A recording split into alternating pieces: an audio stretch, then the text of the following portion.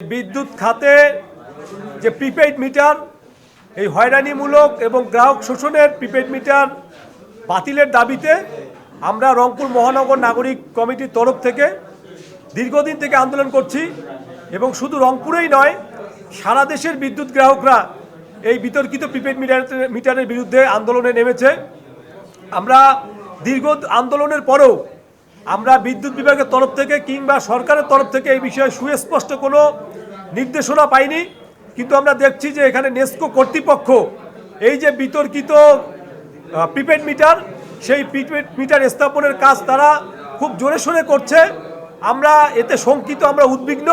আমরা মনে করি যে এর মধ্যে দিয়ে আসলে গ্রাহকরা দীর্ঘমেয়াদী একটা ভোগান্তির মধ্যে পড়বে এবং একটা দীর্ঘমেয়াদী শোষণের মধ্যে পড়বে।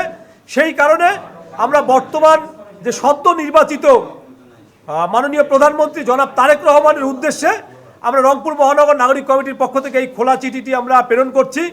এই খোলা চিঠি প্রেরণের মধ্যে দিয়ে আমরা রংপুর মহানগর নাগরিক কমিটি তথা গোটা দেশের মানুষ আমরা আশাবাদ ব্যক্ত করতে চাই যে মাননীয় প্রধানমন্ত্রী নিশ্চয়ই এই বিষয়ে একটি ইতিবাচক পদক্ষেপ গ্রহণ করবেন। কোটি কোটি গ্রাহকের স্বার্থ রক্ষার্থে তিনি দ্রুত একটি সিদ্ধান্ত জানাবেন। এবং আমরা সর্বশেষ যেটি বলতে চাই যে বিদ্যুৎ আসলে মুনাফার পণ্য না, বিদ্যুৎ হচ্ছে জনগণের অধিকার। আপনার চেয়ারটা একটু সামনে নেন।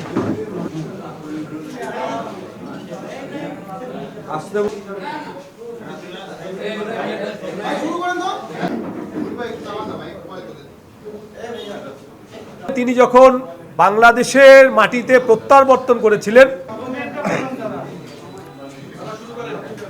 প্রিয় আপনারা ইতিমধ্যেই জেনেছেন